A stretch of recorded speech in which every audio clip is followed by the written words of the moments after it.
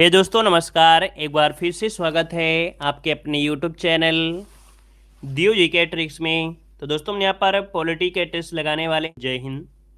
चलिए दोस्तों, आवाज़ मिल पा रही तो एक बार सभी लोग कमेंट कर दीजिएगा। चलिए, जय हिंद जय हिंद। चलिए, आवाज़ मिल पा रही है आपको? आवाज़ आ रही है? मिल पा रही है? चलिए, तो चलिए फिर स्टार्ट करते हैं। इसके पहले जितने भी पार्ट हैं वो आप प्लेलिस्ट में देख लीजिएगा, ठीक है ना? बिल्कुल क्रम से आपकी है।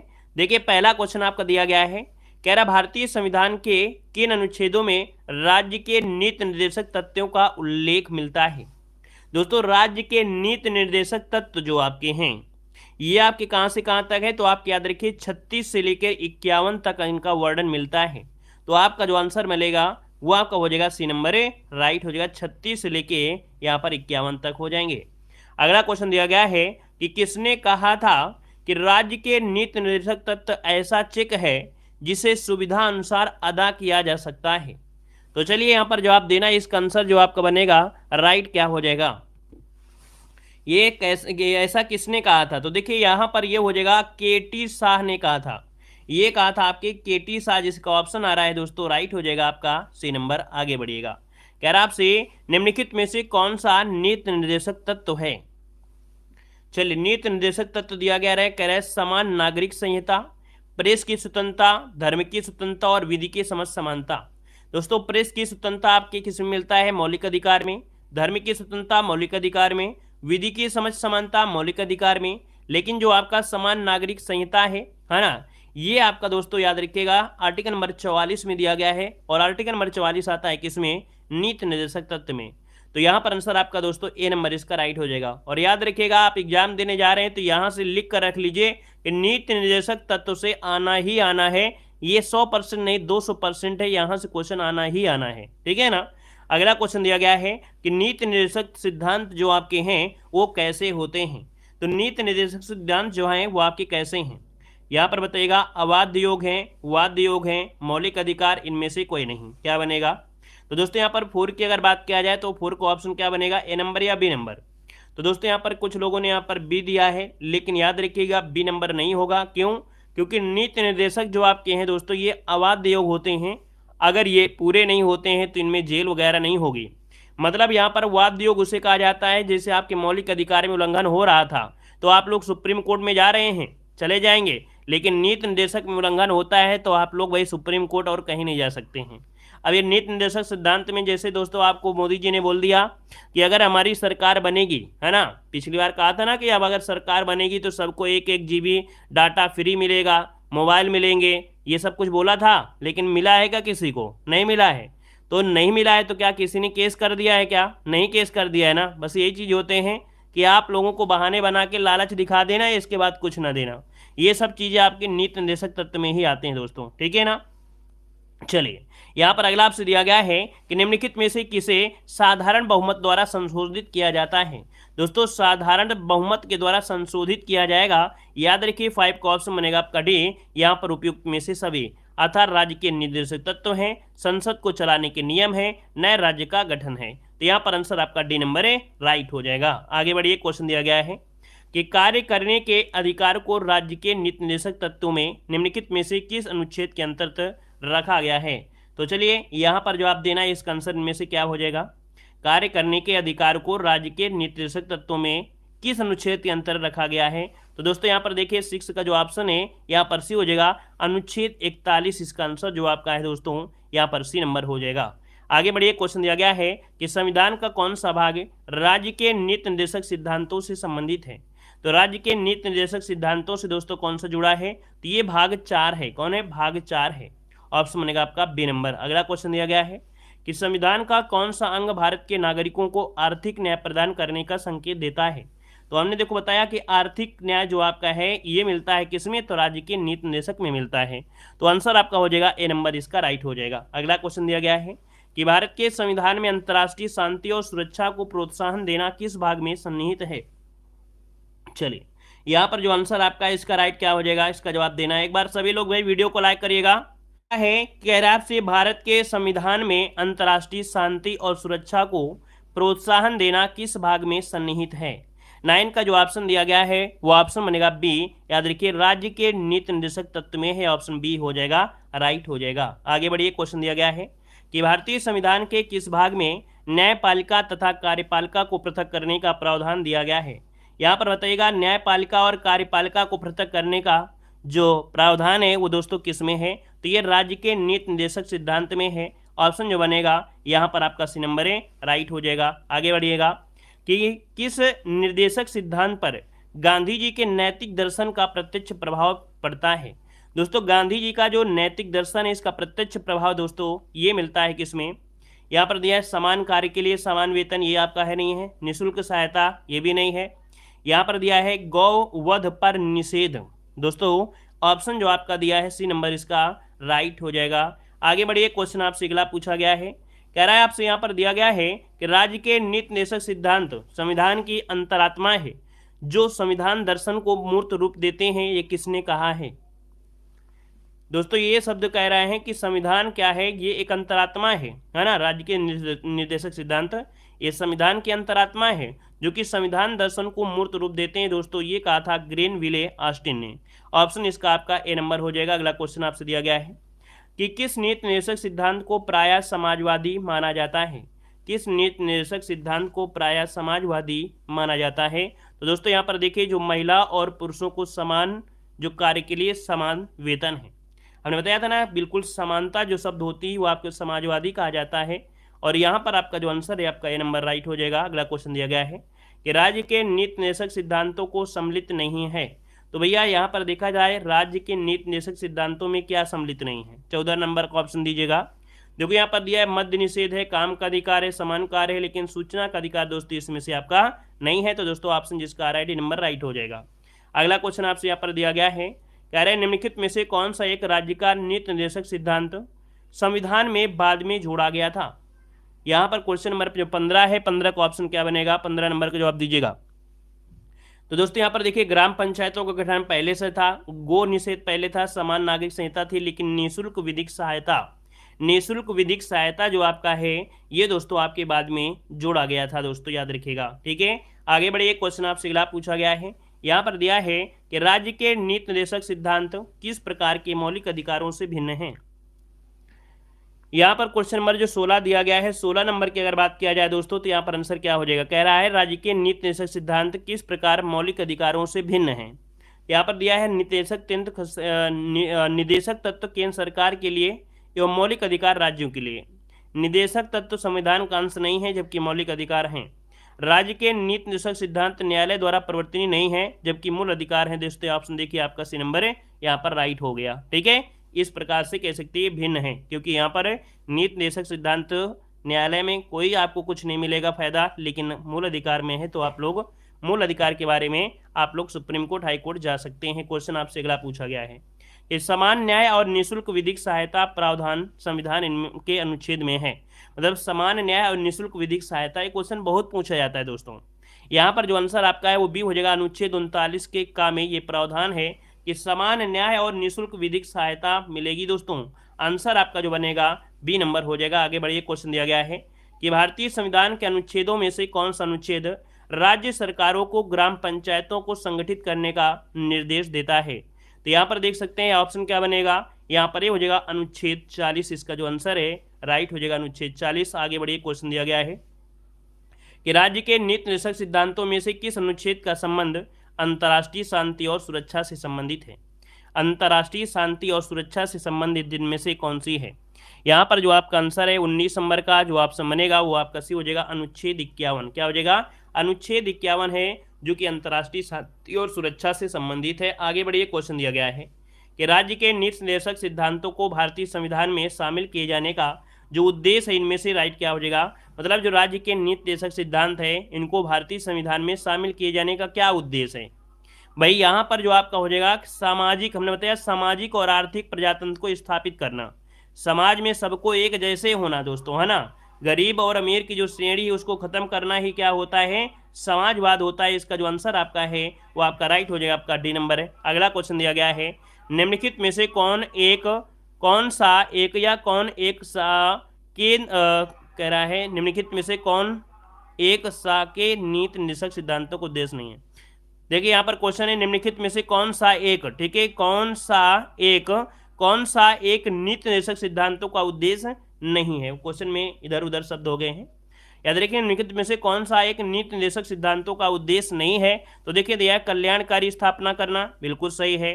धार्मिक राज्य की स्थापना है क्या? ये नहीं है ना, ये तो आपके हमने मौलिक अधिकार में पढ़ाया है ना, कि मौलिक अधिकार में पढ़ाया कि धार्मिक स्वतंत्रता है ना। तो आपका बी नंबर बिल्कुल सही है आपका। अगला क्वेश्चन दिया गया है कि नशीली दवाओं, मदिरा, ड्रग आदि के उपयोग पर प्रतिबंध निम्नलिखित में से किस अनुच्छेद से संबंधित है।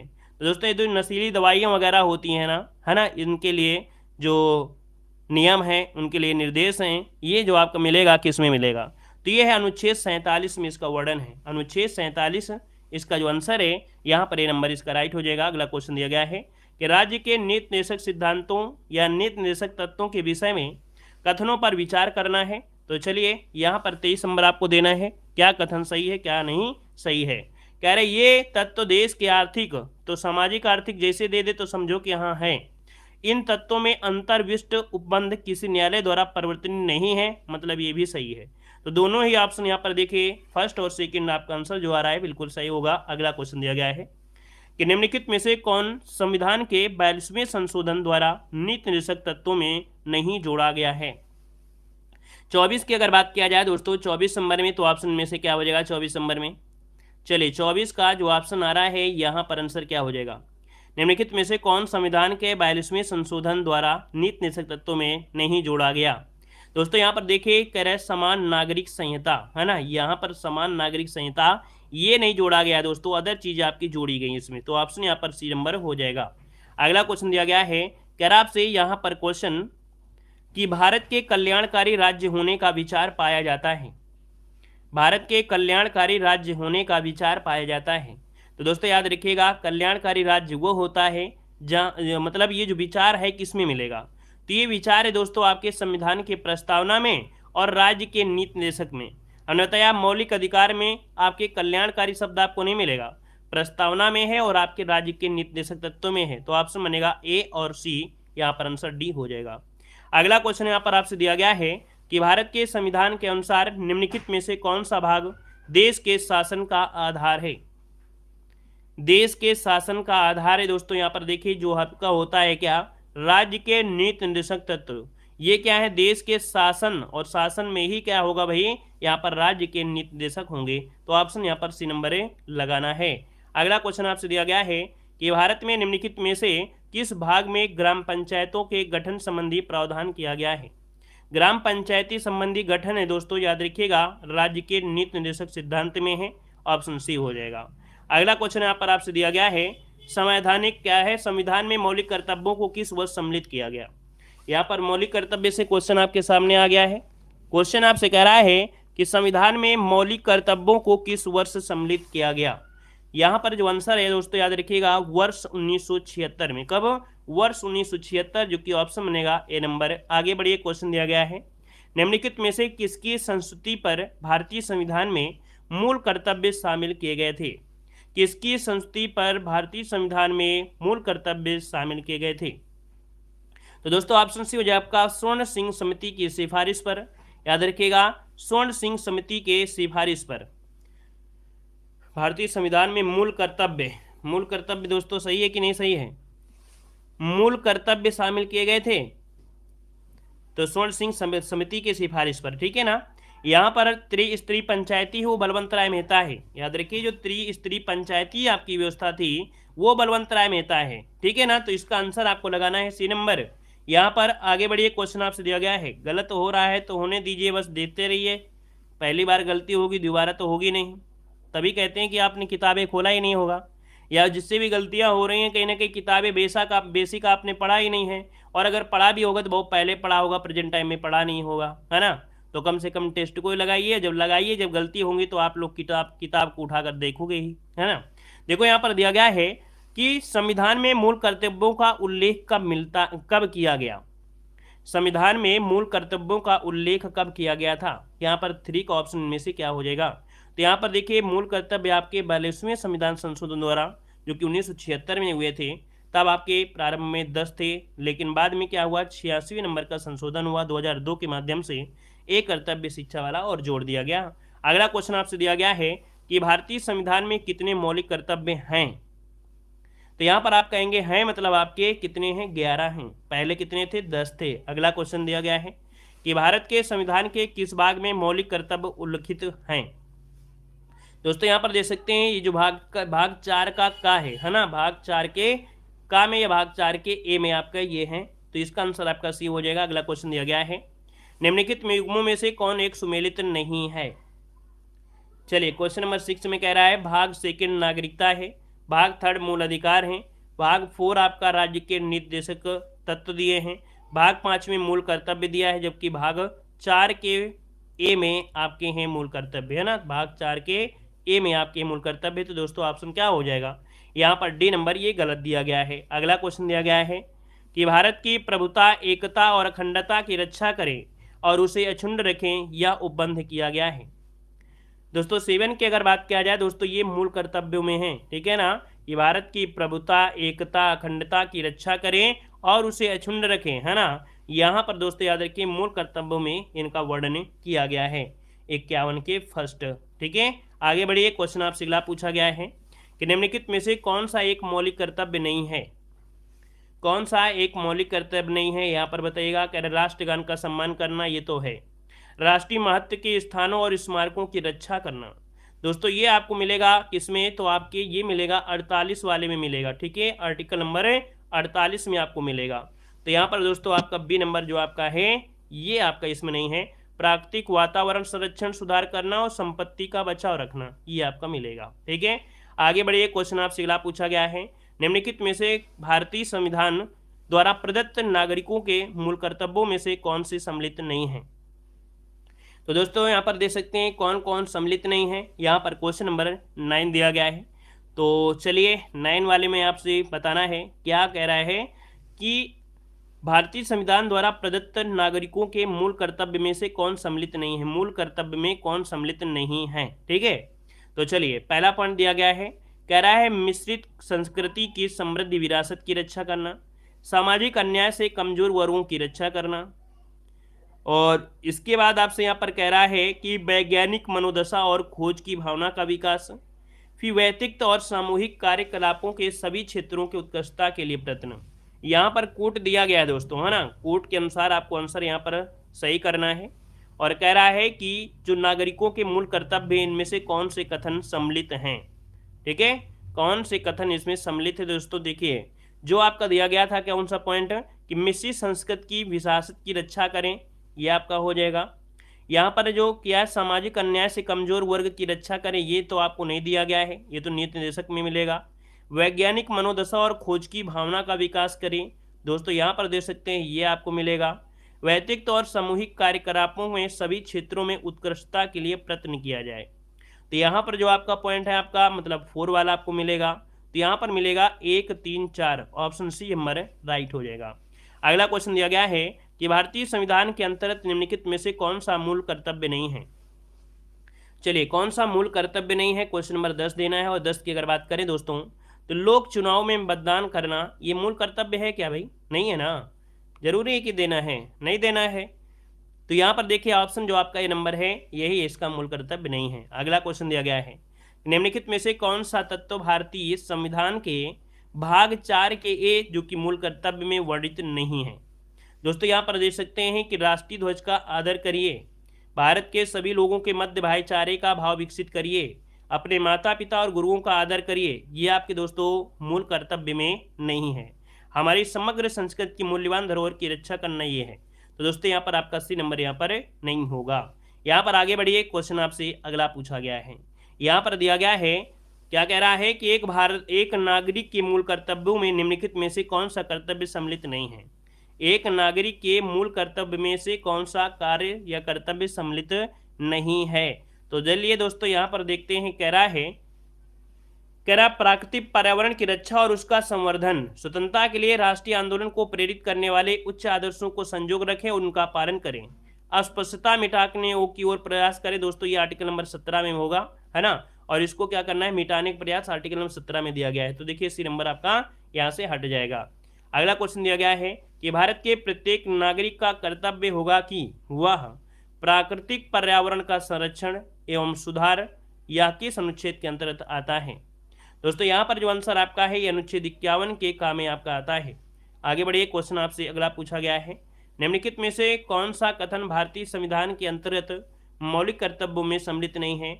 मौलिक कर्तव्य में नहीं सम्मिलित है, यहाँ पर देखो मौलिक कर्तव्य में क्या नहीं सम्मिलित है। तो 14 नंबर की अगर बात करें दोस्तों, यहाँ पर देखिए, यहाँ पर मौलिक कर्तव्य में ग्राम पंचायत के गठन में सहायता करना, तो ग्राम पंचायत गठन के सहायता क्या होगा, क्या नहीं होगा ना। यहाँ पर देखिए सी नंबर यहाँ से गलत हो जाएगा। अगला क्वेश्चन यहाँ पर आपसे दिया गया है, कह रहे हैं निम्नलिखित में से कौन सा एक कथन मौलिक कर्तव्य है।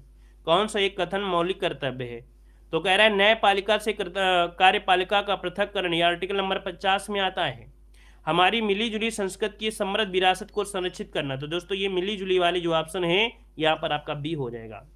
अगला क्वेश्चन आपसे दिया गया है, भारतीय संविधान के किस अनुच्छेद के रूप में 42वें संविधान संशोधन विधेयक द्वारा मूल कर्तव्य को सम्मिलित किया गया है। मूल कर्तव्य जो आपके दोस्तों थे वो आपके किसमें सम्मिलित किए गए हैं, तो अनुच्छेद 51 के का में सम्मिलित किए गए हैं। अगला क्वेश्चन दिया गया है, कह रहा है संविधान में उल्लिखित मौलिक कर्तव्य किसके लिए हैं। जो मौलिक कर्तव्य हैं दोस्तों ये किसके लिए हैं, यहाँ पर देखिए 17 नंबर में, तो जवाब हो जाएगा सभी नागरिकों को है। ठीक है, सभी नागरिकों के लिए यहाँ पर है। अगला क्वेश्चन दिया गया है, कह रहा आपसे भारतीय संविधान में मौलिक कर्तव्यों का विचार जो लिया गया है ये कहाँ से लिया गया है। तो भारतीय संविधान में मौलिक कर्तव्यों का जो विचार है दोस्तों याद रखिएगा, ये आपका कहाँ से लिया गया है, मौलिक कर्तव्य। ये आपके मौलिक कर्तव्य कहाँ से लिए गए भाई, चलिए रूस से लिए गए हैं दोस्तों। यहाँ पर आंसर आपका जो सी नंबर है ना, जो आंसर आपका सी नंबर आ रहा है वो राइट हो जाएगा, सी नंबर बन जाएगा। और उपराष्ट्रपति में पहुंच चुके हैं दोस्तों। यहाँ पर देखो क्वेश्चन दिया गया है, कह रहा है निम्नलिखित में से कौन भारत के राष्ट्रपति के निर्वाचन हेतु निर्वाचक गण में सम्मिलित नहीं है। तो ये बताइए कि भारत के राष्ट्रपति का अगर निर्वाचन कराना है तो उसमें से कौन कौन शामिल होते हैं। चलिए, और यहाँ पर दिया गया नहीं दिया गया है, तो नहीं दिया है तो नहीं के हिसाब से जवाब दीजिए। कह रहे हैं लोकसभा के निर्वाचित सदस्य, राज्यसभा के निर्वाचित सदस्य, राज्यों की विधानसभाओं के निर्वाचित सदस्य, लेकिन विधानसभाओं के लोग इसमें से दोस्तों नहीं होते हैं। तो ऑप्शन देखिए क्या बन जाएगा, यहाँ पर आपका बनेगा डी नंबर। आगे बढ़िए, क्वेश्चन दिया गया है कि भारत के राष्ट्रपति पर महाभियोग की प्रक्रिया है।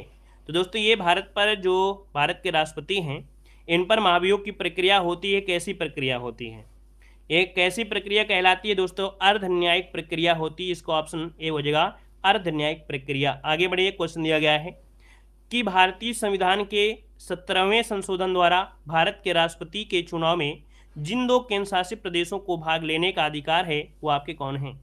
यहाँ पर दोस्तों आपका आंसर हो जाएगा बी नंबर, दिल्ली तथा पुदुचेरी को यह अधिकार दोस्तों मिला है। ऑप्शन यहाँ पर बी नंबर हो जाएगा।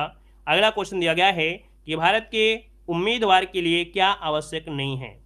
तो दोस्तों भारत में जो राष्ट्रपति के उम्मीदवार के लिए है ना, राष्ट्रपति के उम्मीदवार के लिए दोस्तों याद रखिएगा कि क्या जरूरी नहीं है। तो दोस्तों याद रखिएगा कि पढ़ा लिखा होना जरूरी नहीं है ना, जरूरी नहीं है पढ़ा लिखा हो, क्योंकि नेता लोग आप देखते हैं कि देश को चलाने वाले नेता लोग हैं उनको पढ़े लिखे होना जरूरी नहीं है, उनको दैवी शक्तियाँ प्राप्त होती हैं। क्यों भाई, ऐसे लोगों को पढ़ा लिखा थोड़ा होता है, इनको दैवी शक्ति प्राप्त होती है। ये सरकार चला लेते हैं बड़े आराम से, चाहे कोई मर रहा हो चाहे कोई कर रहा हो। पढ़े लिखे होते तो समझ में आते कि बेरोजगारी होती क्या है।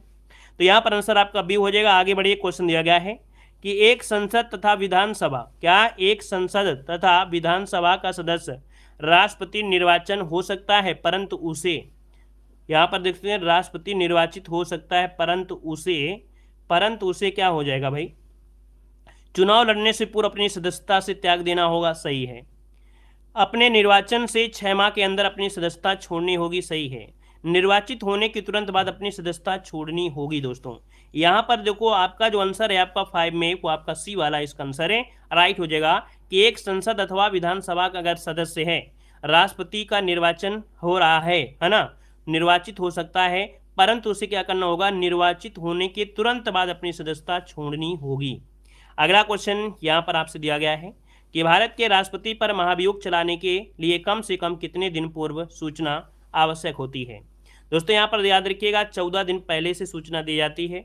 सूचना देने की प्रक्रिया हमने आपको बताया था कि पूरे जो आपकी होती है लोकसभा और राज्यसभा, सबसे मिला के 1/4 पहले क्या होता है, चेतावनी के रूप में दिया जाता है ना।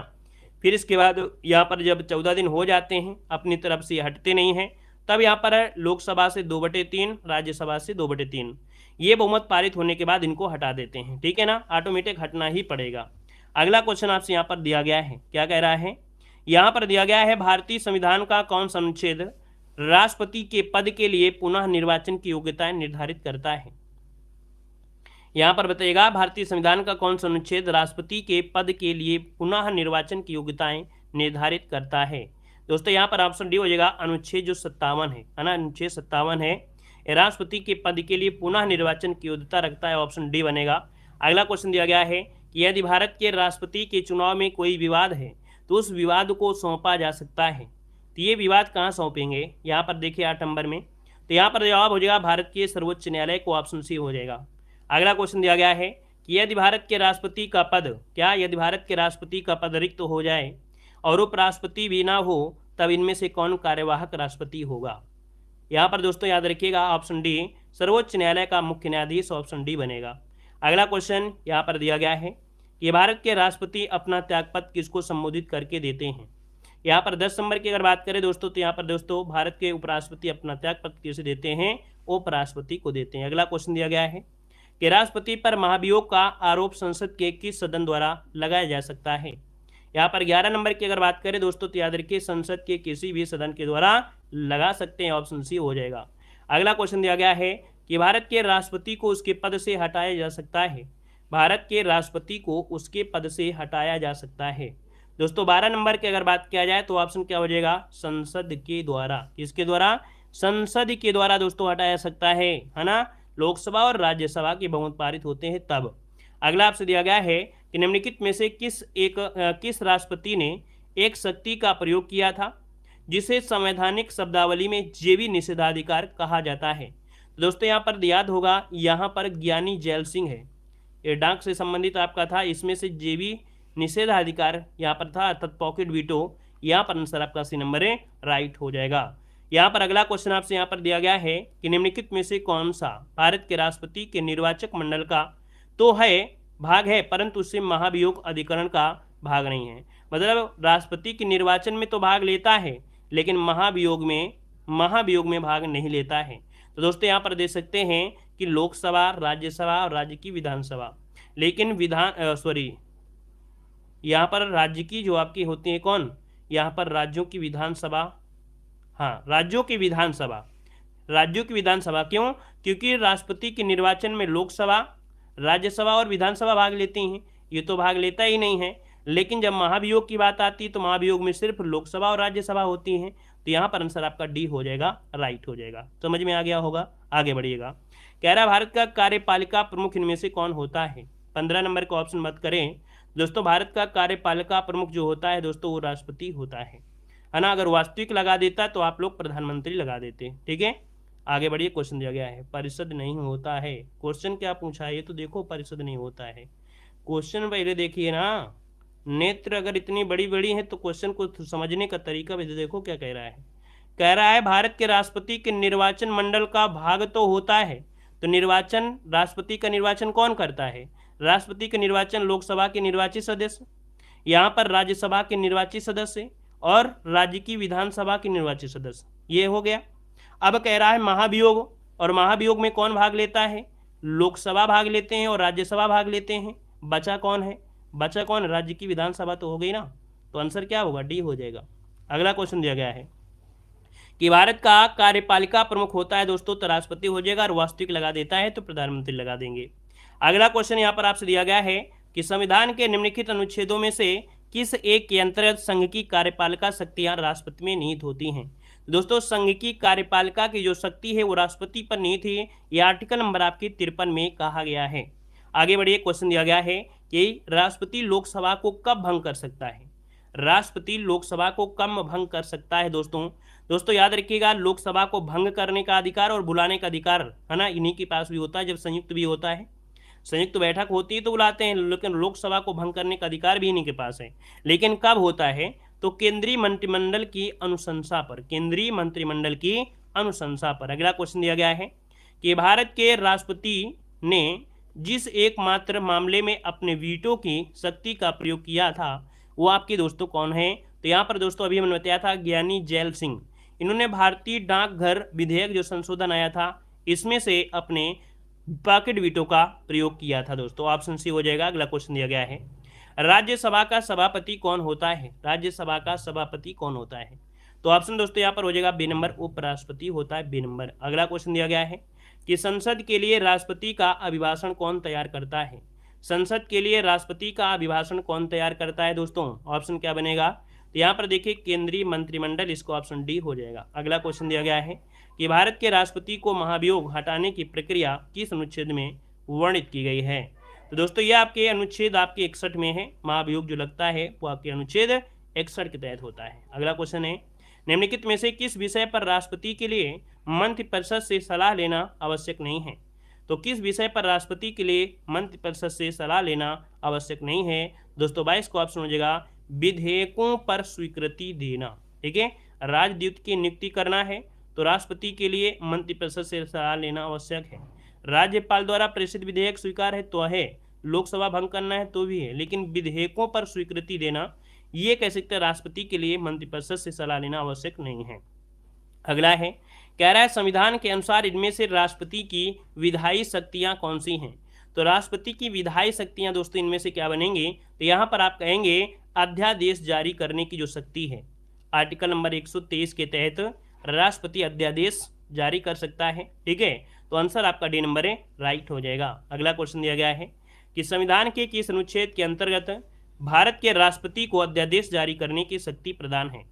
तो दोस्तों यहाँ पर अभी हमने बताया था आर्टिकल नंबर 123 के तहत भारत का राष्ट्रपति क्या कर सकता है? यहाँ पर अध्यादेश जारी कर सकता है। अगला क्वेश्चन दिया गया है कि राष्ट्रपति द्वारा जारी एक अध्यादेश संसद का सत्र प्रारंभ होने के पश्चात किस समय अवधि की समाप्ति से पहले रखा जाना आवश्यक होता है? तो दोस्तों याद रखिएगा 6 सप्ताह। क्या यहाँ पर 6 सप्ताह इसका आंसर जो है यहाँ पर 25 में वो आपका बी नंबर हो जाएगा। अगला क्वेश्चन दिया गया है कि संविधान के अनुसार निम्नलिखित में से कौन सी भारत के राष्ट्रपति की शक्ति नहीं है? संविधान के अनुसार निम्नलिखित में से कौन सी भारत के राष्ट्रपति की शक्ति नहीं है 26 नंबर में? तो यहाँ पर देखो अध्यादेश होता है, उच्चतम न्यायालय से परामर्श भी ले लेता है, क्षमादान करता है, लेकिन संसद के सदनों को संदेश भेजना ये दोस्तों इनके अंदर शक्ति नहीं है, मतलब भारत के राष्ट्रपति की शक्ति नहीं है। ऑप्शन सी वाला राइट हो जाएगा। अगला क्वेश्चन आपका दिया गया है कि राष्ट्रपति निम्नलिखित में से किसकी नियुक्ति करता है? राष्ट्रपति निम्नलिखित में से किसकी नियुक्ति करता है दोस्तों? यहाँ पर जवाब देना है और आपको कमेंट बॉक्स में कमेंट करके बताना है। यहाँ पर जो 27 नंबर है इसका जवाब कमेंट बॉक्स में कमेंट करेगा। और आज की क्लास यहीं रखते हैं। वीडियो को लाइक करें, शेयर भी